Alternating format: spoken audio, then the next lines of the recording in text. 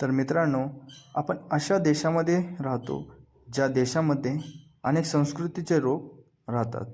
तर अशा या भारतामध्ये असे एक गाव आहे जे उत्तराखंड बद्रीनाथ या ठिकाणी माना हे गाव आहे. या गावामध्ये खूप काही पासून या ठिकाणी अनेक संस्कृती जोपासल्या जातात. तसेच या गावाला इंडियाज फर्स्ट गाव असे म्हटले जाते. असे म्हटले जाते की या गावामध्ये श्री गणपतीजीने वेदव्यास यांनी महाभारत लिहिलेले. तर या गावाचे आपण संपूर्ण वर्णन गाईड स्वरूपात आपण गाईड करून घेणार आहोत.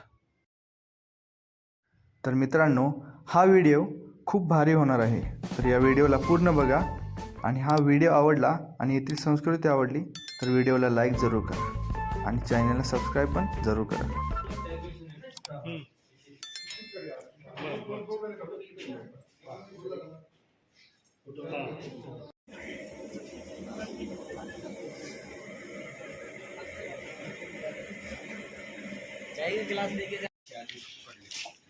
ग्रेप आहे ना? ते काय व्हायचं, चप्पलने पायरी चढायला लावला तरी चढत. पड़ा है यहाँ पे लोकल 6 मंथ रहते हैं, हैंड मेड करते हैं सबसे ज्यादा. खेती में यहाँ पे आलू होता है. आलू सबसे ज्यादा होता है इधर ना. सितंबर के बाद निकलना स्टार्ट होता है, यहाँ से बाहर भी जाता है. तो 6 महीने हम लोग यहाँ पे अपने कल्चर के लिए रहते हैं, क्योंकि बद्री विशाल जी का जो मंदिर का रूल है ना, 6 महीने नर पूजा करता है, 6 महीने नारद मुनि पूजा करते हैं, अखंड ज्योति जलती है भगवान बद्रीनाथ जी के मंदिर में. तो 6 महीने के बाद ही क्लोज हो जाता है.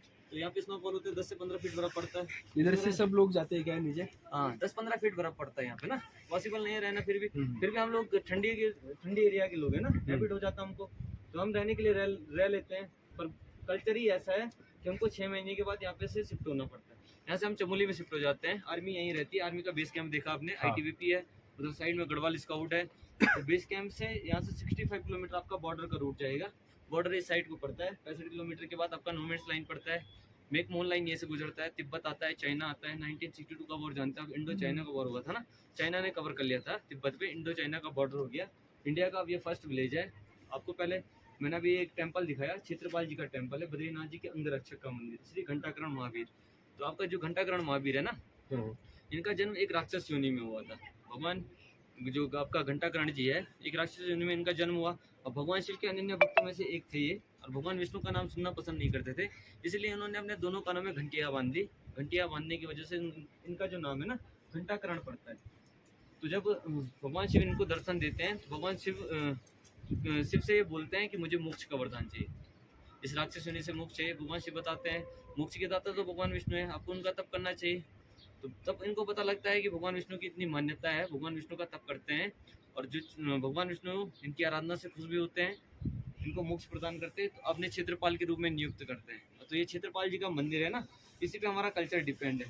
तो आपका मतलब जैसे 15 जून के दिन ये टेम्पल ओपन होता है, और नवंबर 16 को ये पूरा गांव खाली हो जाता है. 15 नवंबर की रात को ना ये पूजा पाठ होगा, क्लोज हो जाएगा टेम्पल. 16 नवंबर के दिन ये पूरा विलेज खाली होकर एक साथ ही चमोली डिस्ट्रिक्ट में शिफ्ट हो जाता है. तो पहले मैं आपको यहाँ पे माउंटेन के बारे में बताऊंगा. सामने का ये माउंटेन है ना, नारायण पर्वत है. ये वाला नर नारायण भगवान बद्रीनाथ जी के अवतार थे. नारायण पर्वत है जो इसकी पहली छोर पर बद्रीनाथ जी का टेम्पल स्थापित है. सामने आप 2 टेम्पल देख रहे होंगे, एक रेड वाला है वो काल भैरव का मंदिर है, और दूसरा व्हाइट येलो अल्लाह मूर्ति माता का टेम्पल है, बद्रीनाथ जी की माता का मंदिर है. तो इनके कैसे इनके नाम नर नारायण फेमस होते हैं, कैसे भगवान बद्रीनाथ जी यहाँ पे पहुँचते हैं, उसके बारे में आपको एक शॉर्ट हिस्ट्री सुनाऊंगा. सतयुग का टाइम था, एक राक्षस पैदा हुआ था दुर्गम नाम का. सूर्यदेव भगवान की आराधना की उसने. सूर्यदेव ने उसे 1000 कवच कुंडलों का वरदान दिया. तो वरदान के मुताबिक उसका जो कवच कुंडल था ना, वही तोड़ सकता था जिसने 10,000 वर्षों तक तप किया होगा. तो भगवान विष्णु को एक ऐसे धाम की आवश्यकता थी जिस स्थान पे कोई न रहता, जो उस राक्षस की नजरों से दूर हो. तो जब भगवान विष्णु के ध्यान में स्थान आया, तो देखते हैं कि यहाँ पे आके कि स्थान भगवान शिव का है. पहले केदारनाथ में जो भगवान शिव है ना, यहीं पे रहते थे. पुराना केदार, आदि केदारेश्वर के नाम से भी बद्रीनाथ जी को जानते हैं. सामने आपने मंदिर के दर्शन किए हैं, उसके राइट हैंड की तरफ अगर आप चलोगे, लगभग 1 किलोमीटर की डिस्टेंस पे लीला ठुंग नाम की शिला पड़ती है, जहाँ पे बच्चे का रूप लेते हैं भगवान विष्णु, लीला रचते हैं, भगवान से स्थान मांगते हैं जन कल्याण के लिए. तो उस दौर में ये मूर्ति माता है, इनकी कोई संतान नहीं थी, निसंतान थी. संतान प्राप्ति के लिए भगवान विष्णु का तप करती है, और भगवान विष्णु इन्हीं की कोख से 2 रूपों में अवतरित होते हैं, नर और नारायण के रूप में. तभी से भगवान बद्रीनाथ जी यहाँ पे हैं. तो उस राक्षस के अंत करने के लिए जिस माउंटेन पे नर ने तप किया, वो नर के नाम से फेमस हो गया, और जिस पे नारायण ने तप किया वो नारायण के नाम से फेमस हुआ. तो सितंबर में पावन द्वादशी के दिन एक लोकल फेस्टिवल होता है, मूर्ति माता का मेला लगता है। उस दिन नर नारायण जी की शालिग्राम मूर्ति बद्रीनाथ जी के टेम्पल से डोली में यहाँ पे लाते हैं, उनको माता के दर्शन करवाते हैं। 6 महीने में एक ही बार ये टेम्पल ओपन होगा, उस दिन उनको माता के दर्शन करवाते हैं, पूजा पाठ होता है, बाकी 6 महीने में क्लोज रहता है। सामने वाला माउंटेन देखना सीधा, ये कुबेर पर्वत है। आपको पता है कुबेर धन के देवता है, आपने साउथ में तिरुपति बालाजी का नाम सुना होगा। तिरुपति बालाजी ने राजकुमारी पद्मावती के साथ थर्ड बार से शादी करने के लिए कुबेर से धन का कर्जा लिया ना, इसी माउंटेन के ऊपर से लिया, तभी से माउंटेन कुबेर पीक के नाम से फेमस है। आज भी मानते हैं तिरुपति बालाजी वो कर्ज चुका नहीं पाए जिन्होंने अपनी शादी के लिए लिया। उनके टेम्पल में लोग सबसे ज्यादा गोल्ड चढ़ाते हैं, इसी आस्था के कारण तिरुपति बालाजी का कर्ज कम हो सके। इधर साइड वाला माउंटेन है ना, ये नारद पर्वत है। आपने एक साउथ इंडियन मूवी देखा होगा, बद्रीनाथ जी पे बना है, अल्लू अर्जुन का मूवी है। हाँ। उसमें एक वाटरफॉल दिखाया गया है, वसुंधरा वाटरफॉल है, इसी से गिरता है। यहाँ से आप सामने देखेंगे ना, एक छोटा सा दिख रहा है, ये वसुंधरा वाटरफॉल। यहाँ से 5 किलोमीटर दूर गिरता है ये, आना जाना 10 किलोमीटर हो गया, 5-6 घंटे लग जाते हैं इस ट्रैक में। तो नारद जी ने अष्टवसुओं के साथ इस माउंटेन पे लगभग 30,000 वर्षों तक तप किया।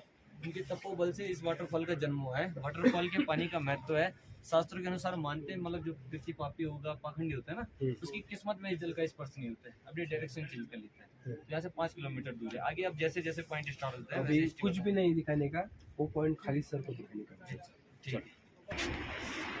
तो अलग गंगा है, सरस्वती नदी है, इन दोनों का संगम होता है ना, ये आपका केशव प्रयाग है। आ जाओ अंडरग्राउंड है, गुप्तगामिनी के नाम से जानी जाती है। आप यहाँ पे नोट करेंगे जो पानी का फोर्स है ना, धीरे धीरे यहाँ के शांत हो जाता है, यहाँ आने में कम हो जाता है, क्योंकि इसका आधा पानी अंडरग्राउंड होता है। क्यों होता है, इसके पीछे का रीजन है। अभी गणेश गुफा दिखाऊंगा मैं आपको, व्यास गुफा दिखाऊंगा।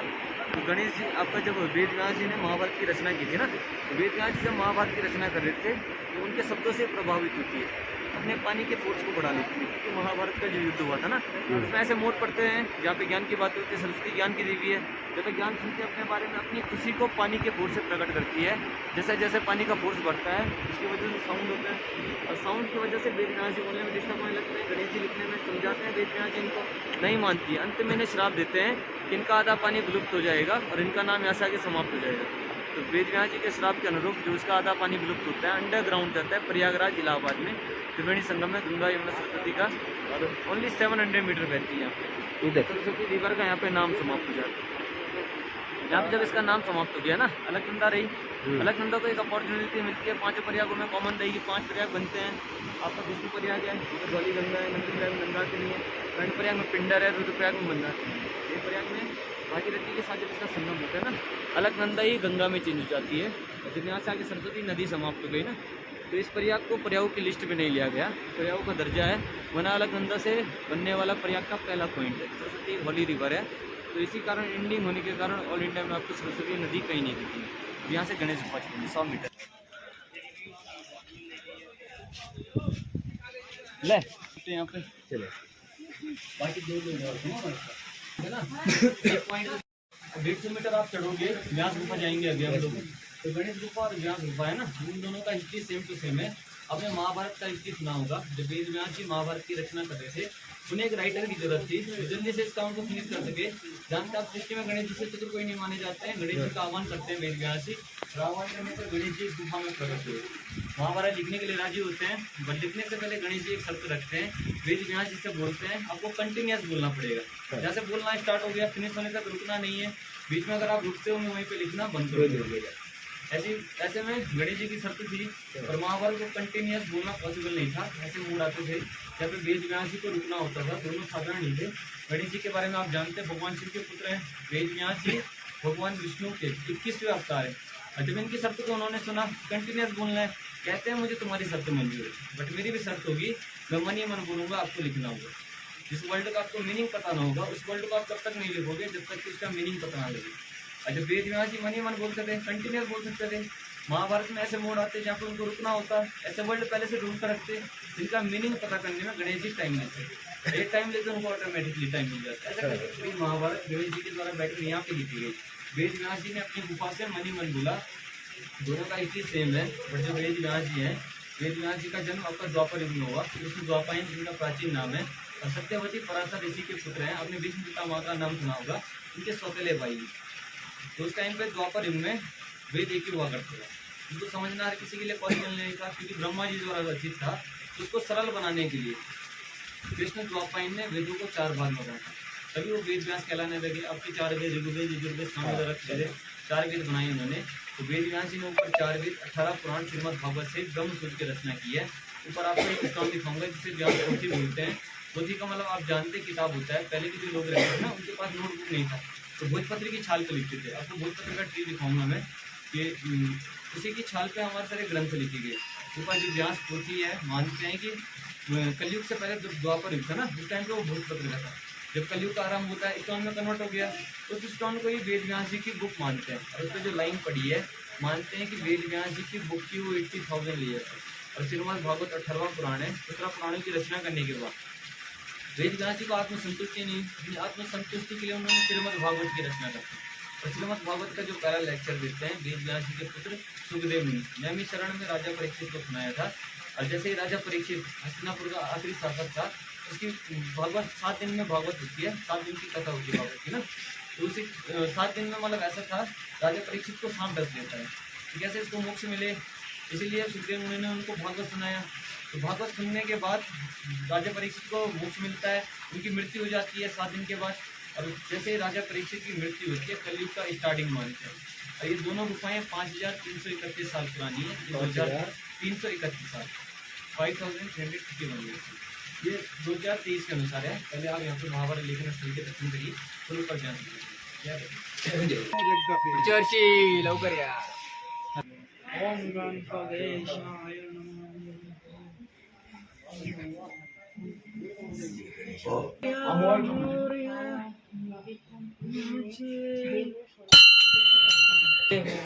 जय भोले।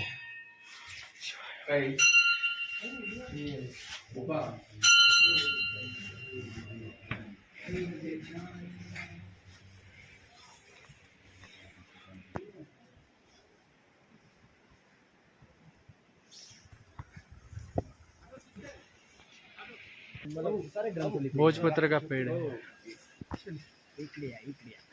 नेगेटिव एनर्जी काल भैरव है ना भगवान शिव का आपका, हाँ। तो काल भैरव का छड़ी है।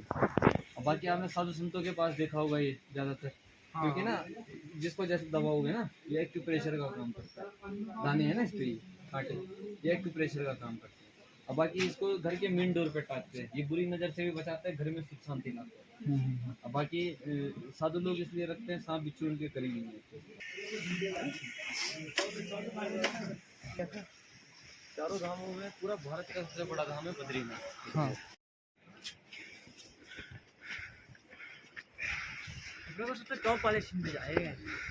कहाँ पे? भारत की प्रथम की चाय।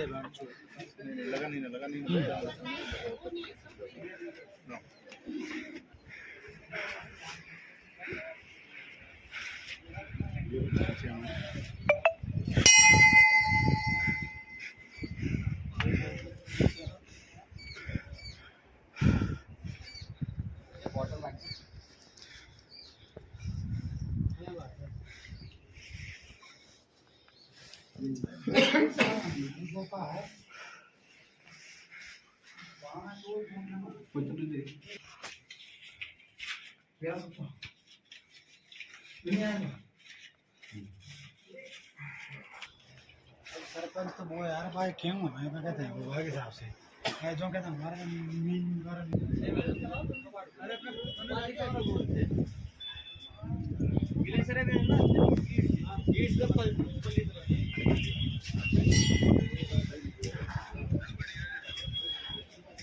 किधर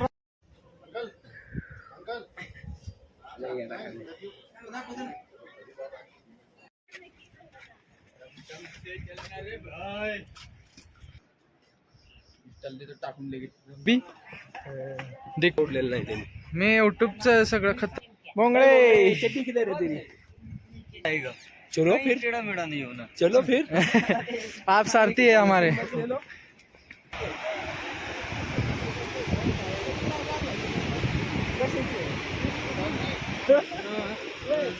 माता लक्ष्मी है ना, उनका वास माना था इस बेर के पेड़ का। हाँ इसलिए बद्री का नाम है, वृक्ष का नाम है ना, हाँ हाँ, इसीलिए बद्री विशाल बोलते ये वाली ना। आप तो देखेंगे ये देखो, हाँ हाँ हाँ वो सामने है ना, हाँ वो वाला पेड़ है बद्री वृक्ष। हाँ, ये बद्री हाँ, वृक्ष। ये वाला ना, बद्री वृक्ष।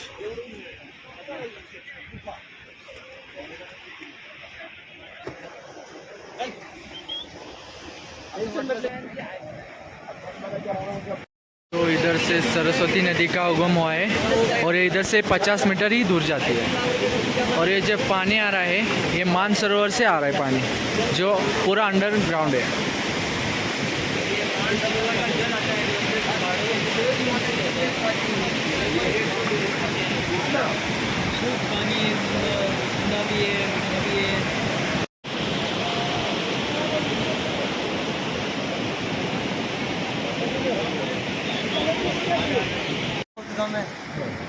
आपका सरस्वती नदी आपको पूरे ऑल इंडिया में यही दिखी। सरस्वती माता का जन्म स्थान है। और लास्ट पॉइंट पड़ता है आपका भीम का पॉइंट। ये पत्थर है ना, ये पत्थर लगा था भीम ने। क्या हो गया? सिंगल स्टोन बोले तो चले गए सिंगल स्टोन है ना। जब महाभारत का युद्ध हुआ, कौरवों का युद्ध हो गया, कौरवों की माता गांधारी थी। भगवान श्री कृष्ण को युद्ध की वजह मानती थी, कहती थी भगवान होने के बावजूद आप युद्ध नहीं रोक पाए। उस दौर में उन्होंने यादव वंश को श्राप दिया, जिस प्रकार हमारे वंश का समापन हुआ, यादव का भी अंत हो जाएगा। उस दौर में भगवान श्री कृष्ण भी इस श्राप से नहीं बच पाते, अंत हो जाता है, द्वारिका डूब जाती है। पंच पांडव द्रौपदी स्वर्गारोहणी के लिए निकलते हो, तो जब वो यहाँ पहुँचते हैं सरस्वती रिवर के ये फोर्स को देख के ना द्रौपदी डर जाती है। तो भीम उसके लिए सिंगल स्टोन रखा भीम नदी पार करने की। ये सिंगल स्टोन भीमपुल के नाम से फेमस हुआ। बट आगे चलकर पंच पांडव द्रौपदी में से सिर्फ धर्मराज युधिष्ठिर सहस्त्री स्वर्ग जाते हैं। और जहाँ से वो स्वर्ग गया, यहाँ से 25 किलोमीटर दूर है।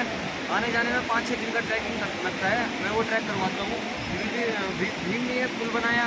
असल में द्रौपदी इस ब्रिज को क्रॉस नहीं कर पाती है, इसका डेथ पॉइंट पे है, इसलिए प्राण यहीं पे त्याग लेते हैं। कौन किधर है?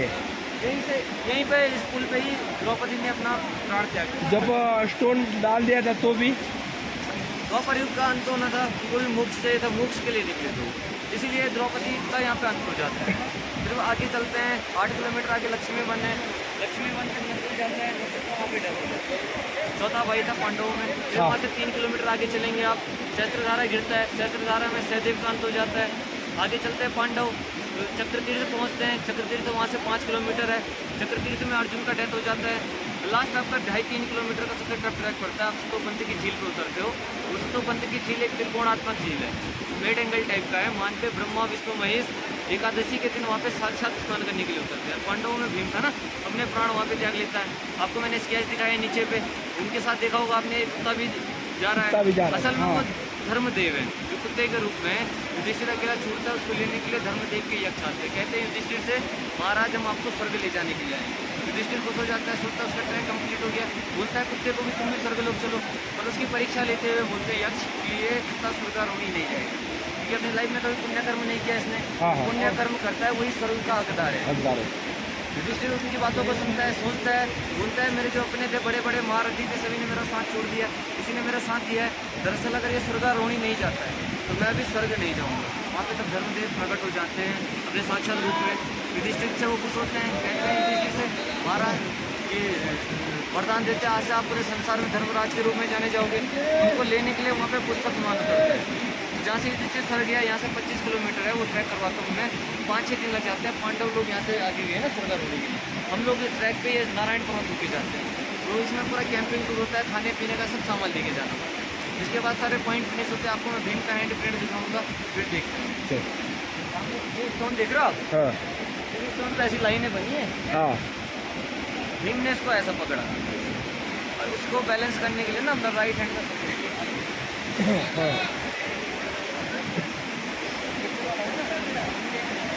अंगूठा लगाओ, इसमें उंगली साफ दिखती है। पहले तीसरी हल्की छप गया और चौथी ब्लैक पड़ गई है काई की। भीम ने अपना राइट हैंड ऐसे में डाल के उसको ऐसे पुश कर लिया। देखा भीम के हाथ में पूरा ग्रुप आ जाएगा। हाँ, ये अंगूठे का निशान है ना, वो अंगूठे का पाम वाला पार्ट है, ये पहली उंगली है, तीसरी उंगली, ये दो साफ दिखती है, दूसरी हल्की छपी है और तीसरी थोड़ी ब्लैक होती है, और वो बहुत ही काई जमती है ना बरसात आती है। हाँ, ऐसा रखा। हाँ, फोटो क्लिक कर सकते हैं आप यहाँ पे, यहाँ से पांडव लोग सड़क गए। भाऊ चलोगे आगे? फास्ट चलो, जल्दी जल्दी चलो।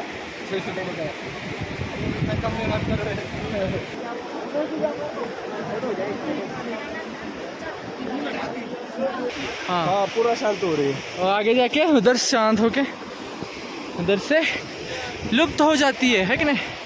ऊपर जहाँ पे वो है ना, पत्थरों का बना है ना ये रूम, हाँ हाँ, ये स्टोर रूम था। बहुत से पहले हमारे जो पूर्वज लोग थे ना, वो वहाँ से नमक लेके आते थे, यहाँ इकट्ठा करते थे।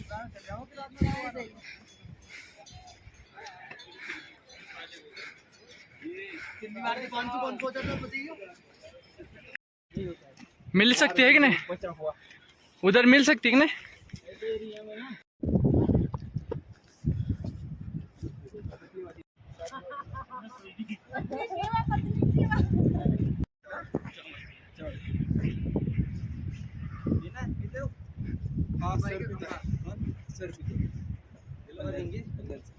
सब मिल जाएगा।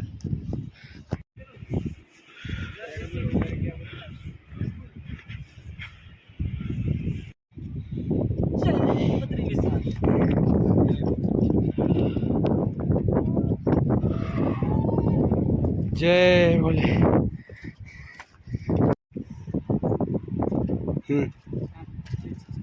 स्टार्ट ही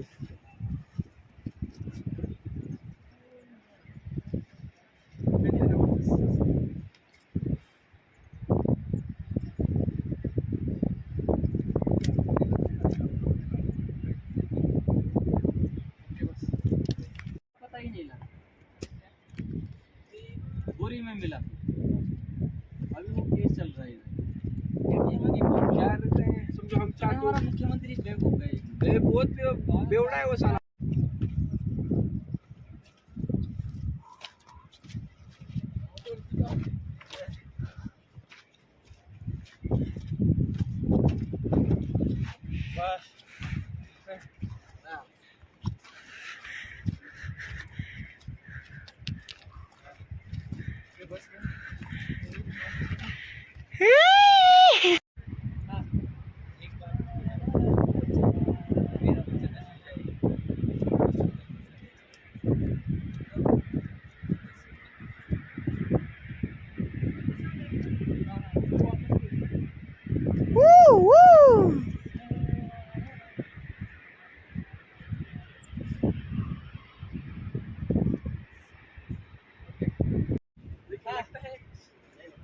लगता है इसे। तो भी मैंने अभी इतनी साइड से जो खरीदी करने का मिला ही नहीं हमको। रुक, नीचे जाएगा घूमते घूमते, जरा पास आ जा। वो भाई किसका? मेरा मेरा है। उठा लो, चंदन वाले का है। जय महाकाल। चमका होती कुठे पासून?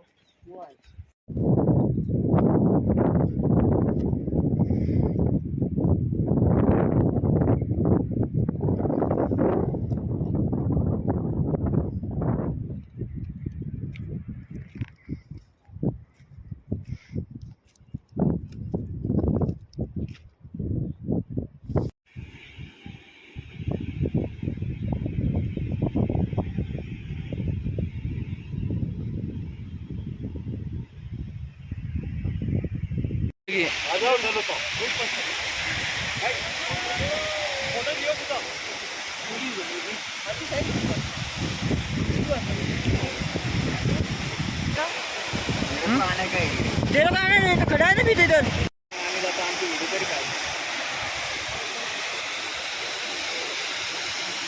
काय बोले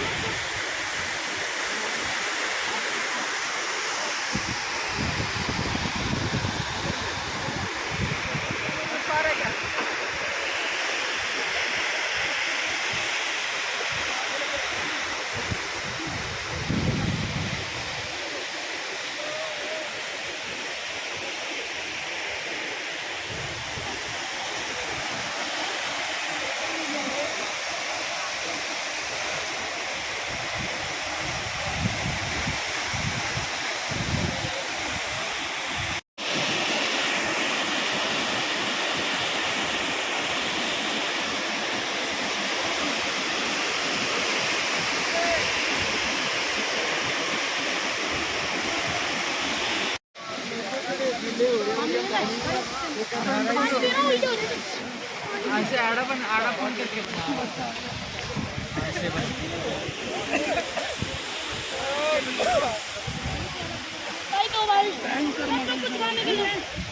लपेटो बुआ